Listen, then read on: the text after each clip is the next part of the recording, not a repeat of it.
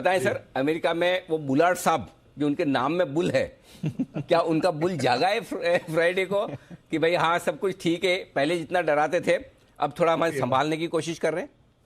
पहले वो बेरार्ड थे, अब बुलार्ड बन गए हैं।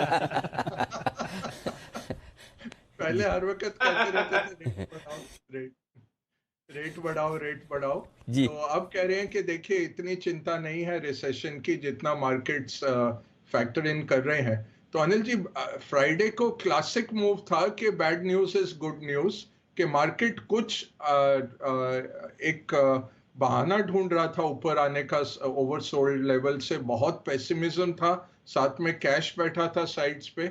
और जैसे हम कहते रहे हैं इस महीने की शुरुआत से, जब जेपी मॉर्गन की रिपोर्ट आई थी कि $250 बिलियन 30 जून से पहले मार्केट्स में रीबैलेंस होके आने, रीएलोकेशन होना है पेंशन फंड्स का, इंस्टीट्यूशनल इन्वेस्टर्स का। तो उन्होंने फिर से रिपोर्ट निकाली जो आज सवेरे आपने भी कवर करी कि भाई मार्च में और मई के अंत में मार्केट ने एक टर्न अराउंड मारा था और 7-7% उस महीने या उस क्वार्टर के बॉटम से मार्केट फिरा था।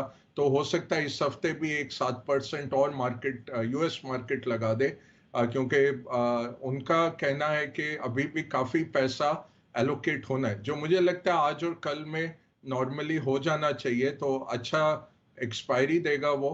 तो ये तो कारण आप कह सकते हैं फ्लोज वाइज। दूसरा, यही रिपोर्ट जो निकल के आई गोल्डमैन की अनिल जी, वो कह रहे हैं कि हेज फंड्स ने बहुत तेजी से खरीदा पिछले हफ्ते, बहुत हफ्तों के बाद या क्वार्टर्स के बाद आप कह सकते हैं। हेज फंड्स जो कैश बढ़ा के बैठे थे, उन्होंने खरीदारी करी इंडेक्स हेवी वेट्स में, और उसका इम्पैक्ट मार्केट में आते दिखा।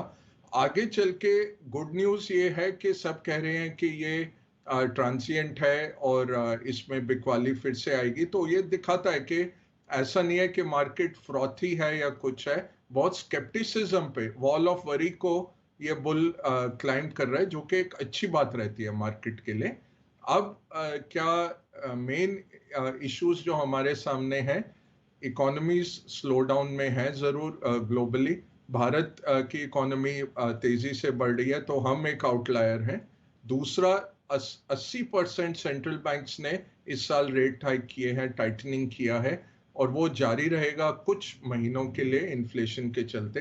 तीसरा, जो कमोडिटीज में फॉल आई है वो बहुत वेलकम न्यूज है इन्फ्लेशन के लिए, बट उसका थोड़ा टाइम लगेगा, 1-2 महीने के बाद, क्योंकि इन्फ्लेशन तो काबू में आने में टाइम लगता है।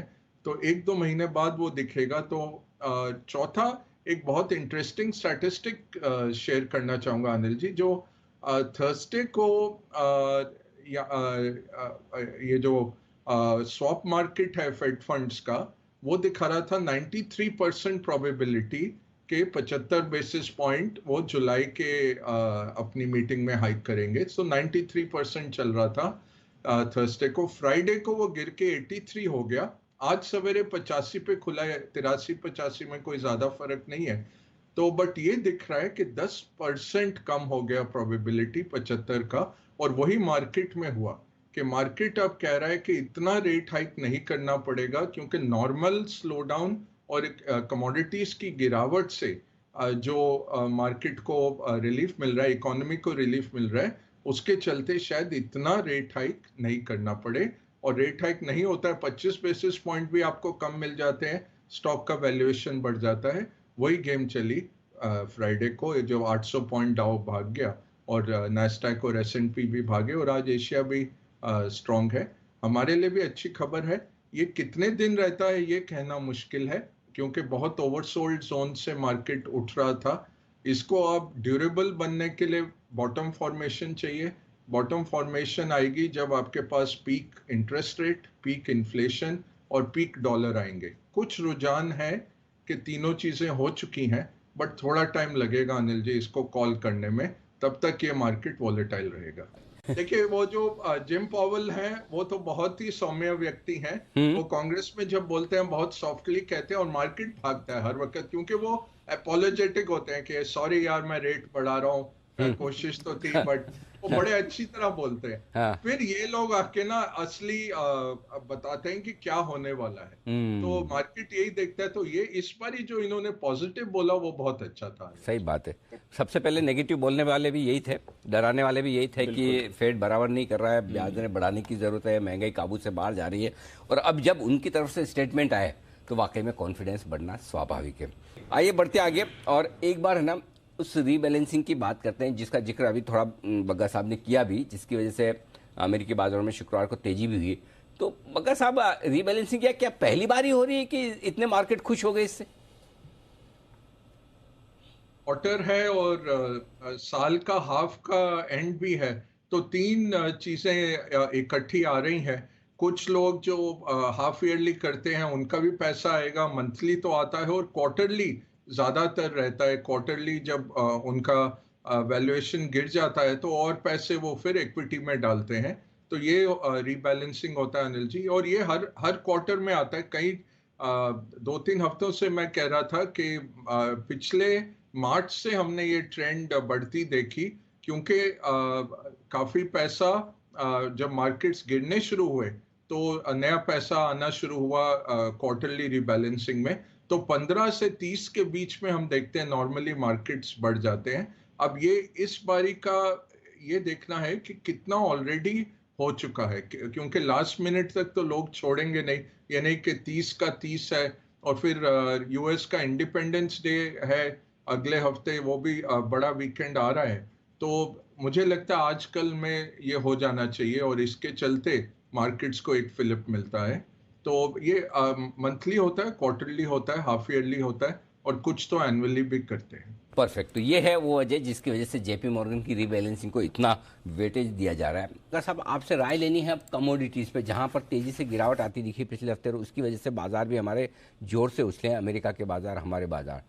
तो मैं ये जानना चाहता हूँ कि ये कमोडिटीज़ में जो गिरावट आई है ये परमानेंट है या टेम्प्रेरी? इससे हमें ये पता चल जाएगा कि बाजार में जो उछाल आई है वो परमानेंट है या टेम्प्रेरी। देखिए अनिल जी, सबसे बड़ा इसमें कारण है चाइनीज स्लोडाउन। चाइना का जो रियल एस्टेट स्लोडाउन हुआ है वो 20% उसका जीडीपी होता है। और अगर आप कॉपर, स्टील, ये बेस मेटल्स देखें, जो जितना उनका लागत होती है चाइना इंफ्रास्ट्रक्चर और रियल एस्टेट में, तो विश्व का सबसे बड़ा फैक्टर वही है। तो ये चाइनीज कोविड लॉकडाउन्स करके और सेकंड के स्टिमुलस उनका बहुत अंडरवेलमिंग रहा है। स्टिमुलस की बात करते रहते हैं बट कुछ आया नहीं 6 महीने से। तो वही है। ओवरऑल आप सप्लाई डिमांड देखिए, अगर पूरा वर्ल्ड इकोनॉमी चल रहा है तो हम अंडर सप्लाइड है। तो ये जरूर गिरे हैं मेटल्स, 50% स्टॉक्स गिर गए हैं। कॉपर देखिए कहाँ आ गया, और कहते हैं डॉक्टर कॉपर है क्योंकि इसकी पीएचडी है इकोनॉमिक रिसेशन को इंडिकेट करने की। तो डॉक्टर कॉपर तो दिखा रहा है कि भाई विश्व में स्लो डाउन आ रहा है। बट मेरा सोच थोड़ा डिफरेंट है। मुझे लगता है चाइनीज स्टिमुलस इवेंचुअली लाना पड़ेगा उनको, और वो जब आता है तब अंडर सप्लाइड है दुनिया। ईरान की जैसे बात चल रही है, काफी महीनों से बात है।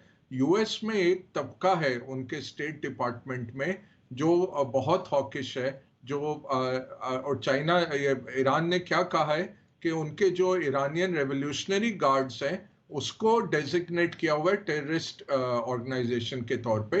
ये एक दिन का काम है, अगर अमेरिका उसको हटा देता है तो करार हो जाता है। वो उन्होंने किया नहीं है 6 महीने से। तो मैं इतना उसमें बुलिश नहीं हूं कि ये ईरान ये साइन कर पाएंगे, क्योंकि अमेरिका के अंदर स्पेशली इलेक्शंस में जाते हुए एक ट्रम्प को वो हैंड ओवर कर देंगे इशू कि उनको बीट करने के लिए। तो मुझे नहीं लगता नवंबर से पहले इसको हाथ लगाया जाएगा। तीसरा, हरिकेन सीजन शुरू हो रहा है यूएस में। इस साल भी काफी बड़े हरिकेन्स की उम्मीद है, उसके चलते थोड़ी ऑयल में आप देख सकते हैं सप्लाई इशू। तो मार्केट्स काफी फ्रेजाइल हैं सप्लाई डिमांड के तौर पे। प्राइस गिरी है, स्पेकुलेटिव प्रीमियम निकला है, बट देखना पड़ेगा। अब जैसे वीट देखिए, कह रहे हैं कि रशियन सोल्जर्स यूक्रेन की खड़ी फसलें सारी जला रहे हैं। तो अगर वो स्टोरेज नहीं रहेगी वीट की, अगले साल भी क्या किया जाएगा। राइस भारत ने थोड़ा बहुत बांग्लादेश को और एक्सपोर्ट किया, और देखिए राइस उन तीनों स्टेट्स में जहां से एक्सपोर्ट हुआ बांग्लादेश को, राइस 10% कीमत बढ़ गई। तो बहुत फ्रेजाइल सिचुएशन है, इतना आसान नहीं है जिस तरह लोग कह रहे हैं कि ये एंड हो गया। जब सुपर साइकिल आता है उसके बीच में इस तरह के करेक्शन जरूर आते हैं, बट सप्लाई वाइज इतनी जल्दी सप्लाई आ नहीं रही, और अगर डिमांड रिकवर आती है तो काफी तेजी से गिरेगा। यही है कि 80% सेंट्रल बैंक्स ने रेट बढ़ाए हैं, इसके चलते स्लो डाउन की आशंका है, और आगे अगले साल और स्लो डाउन, इसके चलते ये कमोडिटीज पहले ही करेक्ट हो गए हैं। जी।